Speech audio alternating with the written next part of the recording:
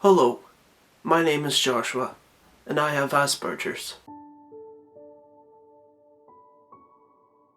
Asperger's is something I've had for a long time, but I didn't know until I was 11. It has always been seen as a hidden disability, as it falls under the autism spectrum. When the doctor said about Asperger's, I wasn't surprised. I was relieved to know what it was then, so we knew then what we could deal with then. I was sad because it was a label on Joshua, but I was relieved whenever we spoke with the doctor, who said that you were on the low end of the spectrum. I didn't really understand it, but because I think there wasn't much awareness regarding Asperger's or autism back then. It was a bit of a shock because I suppose in a way we had just learned that was the way, that was your personality, that's the way you were. We didn't really think of anything as if it was a condition or anything like that there. We were like, that's just Joshua. So this is my life with Asperger's.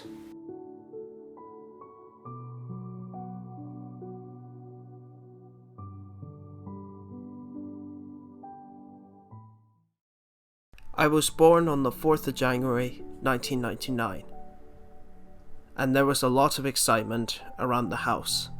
Well, when we found out that I was pregnant with you, there was big excitement in our house, as your two sisters were 12 coming 13 and the other girl was 8 coming 9. So there was big excitement when we found out that I was pregnant with you, so we were all delighted. So when it was a boy, that was a bigger surprise again. You were a very good baby in ways, and then other ways you had had a lot of colic. I suppose I wasn't really used to babies. I was 13 when you were born, and you were colic, so you cried quite a bit.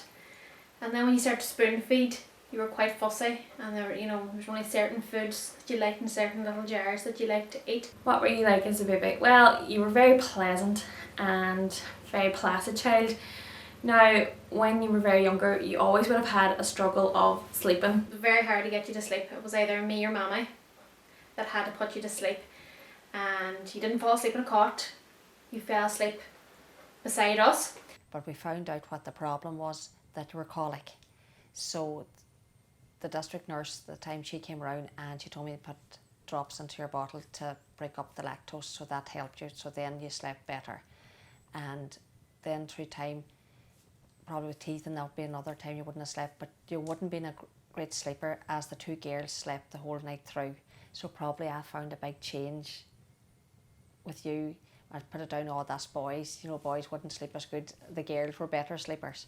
But you were a great novelty. The girls loved you and they were great with you and they were great help. And you were a very good child, very good baby, very pleasant, very kind and very placid. But at an early age, they began to notice some symptoms. Whenever you were a small boy, whenever we were around strange people, you would be a little bit awkward, and then whenever there was a lot of noise, you used to put your hands over your ears, which we thought wasn't right. And just a wee bit slower talking.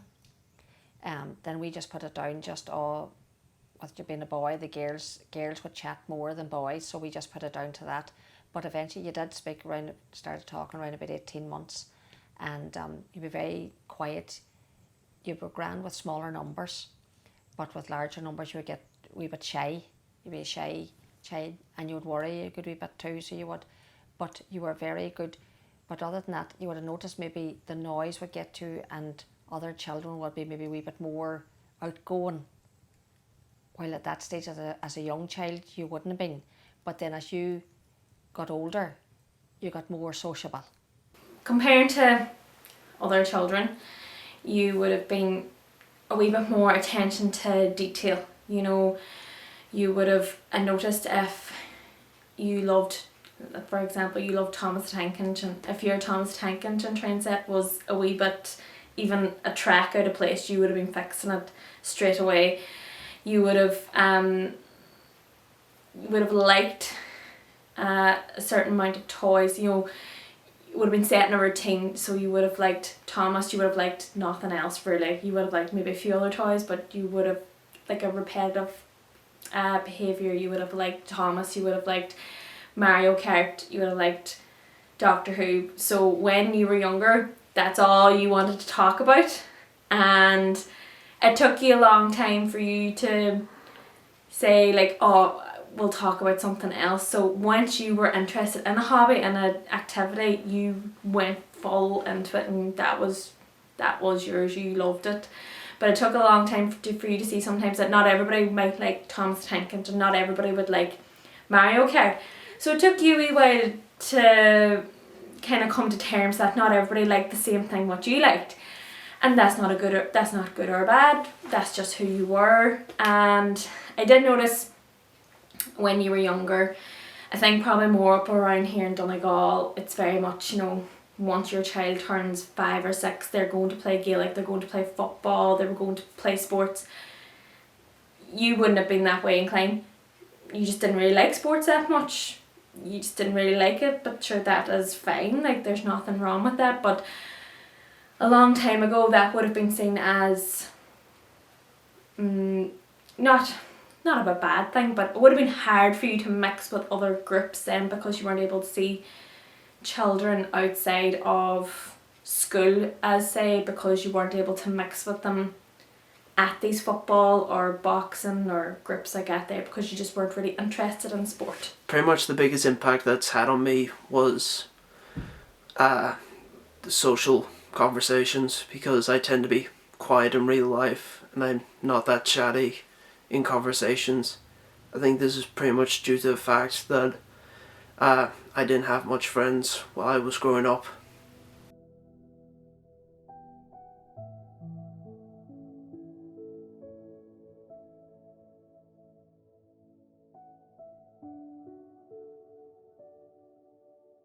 Pretty much my time at school was mixed. I did get on well at first, but then I was lonely. I think this was due to the fact of my time at St. Mary's. Oh, you loved going to play school. The play schools that time were no big numbers. There were just a certain number between 8 and 10.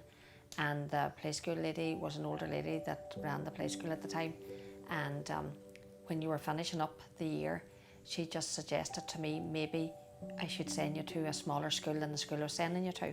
And I thought, well, I was sending you to the primary school that the 2 girls went to, your 2 sisters went to. But I didn't realise that the numbers had gone up from the time the girls were at the school till you were going.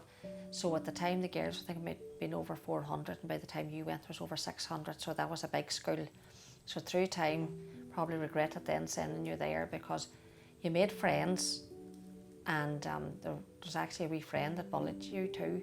So when that happened, we took you out of the school and we sent you to a smaller school. After I left St. Mary's, I went to Shesh O'Neill. It was a better school, but I tended to have my guard up after I was bullied at St. Mary's, which led to me being lonely at Shesh O'Neill. But I did make some friends. So that helped you a lot. So probably that made you a wee bit more cautious, making friends too. That would have kept you maybe a wee bit more withdrawn in yourself. So you would be very careful who you're going to make friends with the next time, but generally you were a very good child. Now, after I finished Shesh O'Neill, I went to St. Columbus. I think there my social skills began to improve, and this was pretty much due to the help of my SNA, Cathal Dorian, who was pretty much with me during my time at St. Columbus. You got on good at secondary school, because the primary school, the principal and the teachers were very good, because they made the transition for you and organised everything, and then they organised then for days for you and myself and your father, and you were able to go over about 3 times before you even actually started secondary school to know the layout of the classes and what it would be like. And you fell in love with the art room, you loved it, and you were introduced to Cathal, your SNA, and you just got on straight away. He was so good, because he was like a big brother to you. Well, I knew before you came into the school, before I met you for the first time, that you had Asperger's, just because you've been in the school visiting with the principal, and you know the principal talked to me about giving you a tour of the school. I'm trying to think of whether or not, had I not known that, would I have known with you that you have Asperger's? I'm not so sure. There may be a few little tics with your speech and things, but I don't know. I don't know if you really would have displayed a lot that would have made me think in those first meetings, well, Joshua has Asperger's. How did I get on at school? You got on very well at school. I mean, you had some difficulties. I think you in first year you had a really nice class, I remember, and you know those guys were very kind with you, and you got on very well with them. And then I think like second and third year when you went to the JCSP class, there were some very strong personalities in that class, and I think maybe then you were finding it a little bit more difficult and harder to make friends and things. Then you went into transition year, and I think in transition year it was a stressful year for you with projects and things like that. There was a lot of deadlines, but I think socially that was a year that was really good for you because you know you just the way that the entire structure of TY, it's you get to spend a lot more time with other students, and I think you really came on socially that year. You really started to make some friendships, and you know started to get to know other kids and learn how to speak with other kids.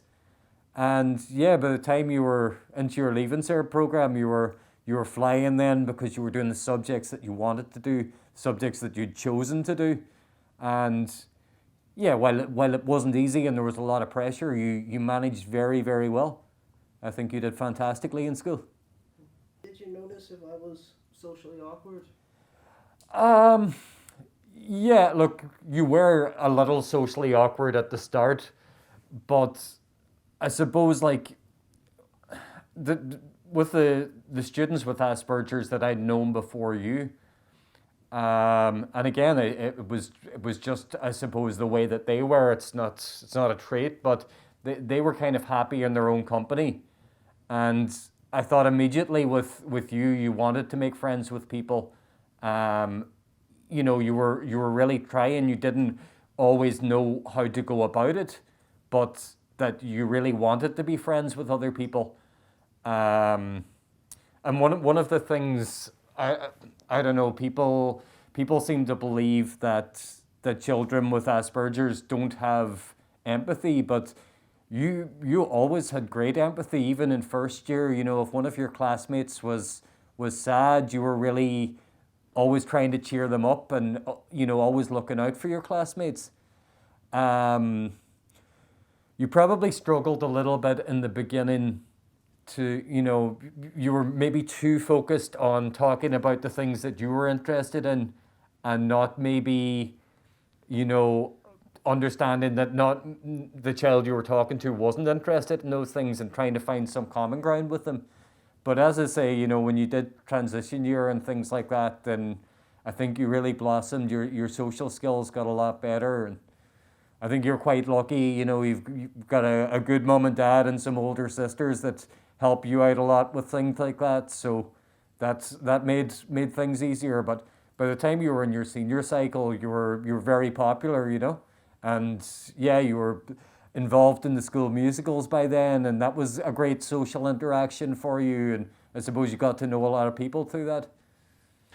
Also, like during my time at St. Columbus, I didn't realise I was helping the teachers and staff learn more about Asperger's. And then as you were leaving school, you were awarded the Cash Award. You were the first person ever to be awarded that award in the secondary school, because you made such an impact on all the teachers and the principal. And the principal said that you were brilliant, that you taught them, along with them teaching you, you taught them about Asperger's. And I thought, geez, it was the greatest thing to hear, you know, that you taught them what it was like. And that one teacher actually said, you were the nicest young fella that ever came through the school doors. And like, it was great. You always got praise because all the teachers said you were very obedient, very kind. You were generally a very, very good student. My time in St. Columbus helped me to improve my social skills. and I even made new friends. After I finished, I went to LYT, where I'm currently studying film and video, and in the course, I made even more friends.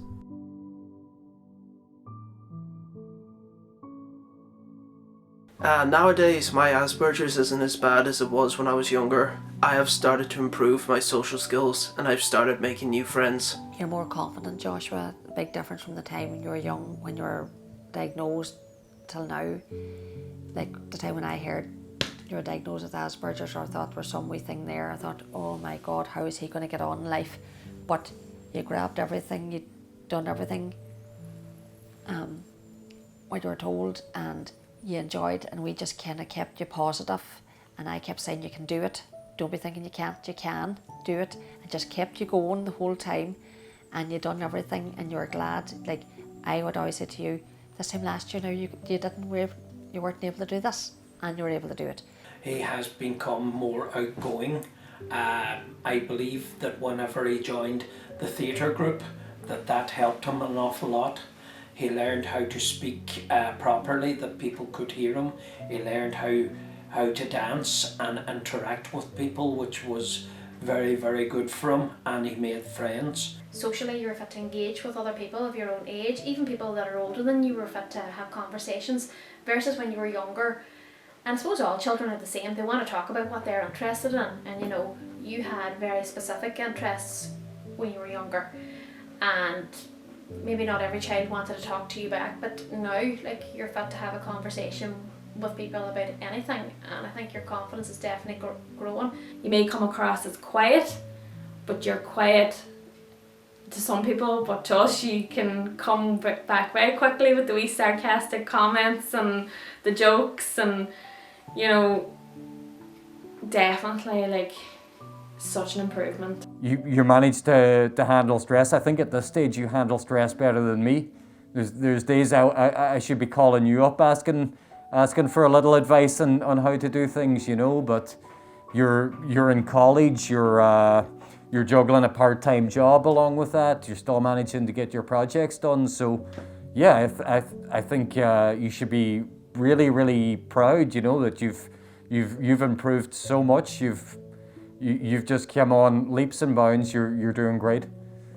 The first time I actually ever talked to you, like first year, to regularly talking to you now, you are quite more confident in yourself, and that's very evident on even your interests. You feel more comfortable actually talking about stuff, as I've noticed, and honestly, it's quite nice to see you've come out of your shell more and more each year, and you know, hope to see more of it, to be honest, because you are a good critic.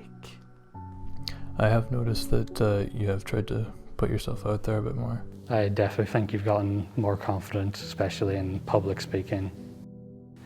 And that is my life with Asperger's.